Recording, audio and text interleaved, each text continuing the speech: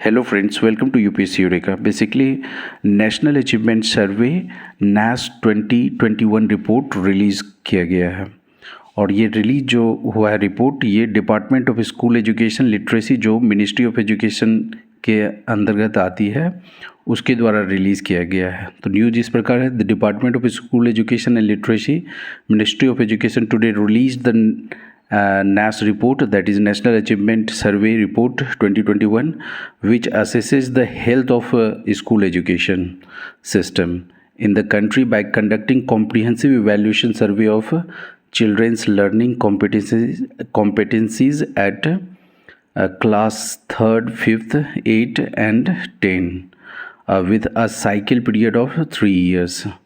So basically it reflects the overall assessment of the school education system and the last NAS was held in 2017.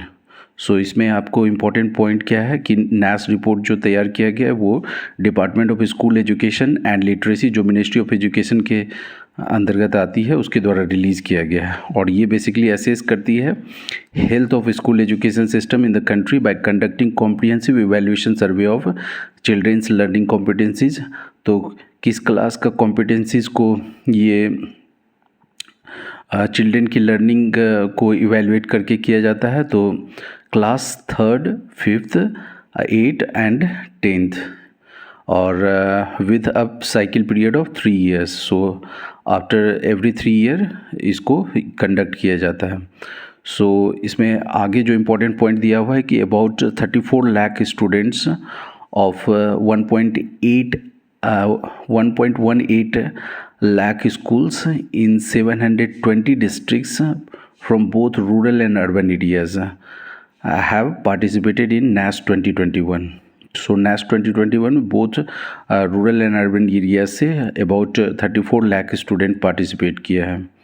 तो आगे देख लेते हैं आगे important point क्या है आपके लिए।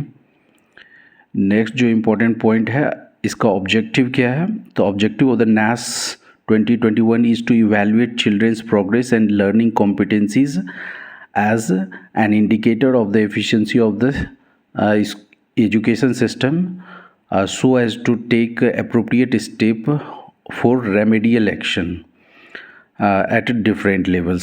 So इसका बेसिकली ऑब्जेक्टिव है कि चिल्ड्रेंस के प्रोग्रेस को और उसकी लर्निंग कॉम्पिटेंसीज को इवैल्यूएट करना और उसको एक तरह से इंडिकेटर के तौर पर यूज़ करना है स्कूल एजुकेशन सिस्टम और एजुकेशन सिस्टम की इफ़िशेंसी को मापने के लिए, ताकि जो भी गैप्स रह गया है उसमें जो भी खामियां हैं उसको फुलफ़िल किया जा सके, उसके आधार पर रेमेडियल एक्शन और स्टेप्स लिया जा सके।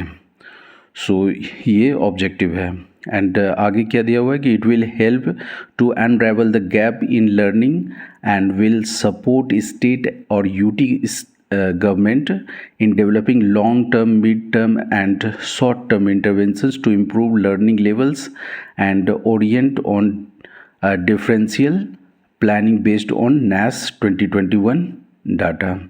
सो बेसिकली इस डाटा के आधार पर जो भी NAS रिपोर्ट से डाटा निकलेगा उसको यूज़ करके स्टेट गवर्नमेंट और यूटी गवर्नमेंट क्या है कि अपना लॉन्ग टर्म, मिड टर्म और short term develop school education और लर्निंग जो सिस्टम है उसको डेवलप कर सकती है उसी आधार पर। सो ये जो डाटा होगा ये काफ़ी इम्पोर्टेंट होगा स्टेट गवर्नमेंट और यूटी स्टेट्स के लिए। सो काफ़ी इम्पोर्टेंट ऑब्जेक्टिव है इसका। नेक्स्ट हम लोग देख लेते हैं कि this nation wide survey was administered by CBSE।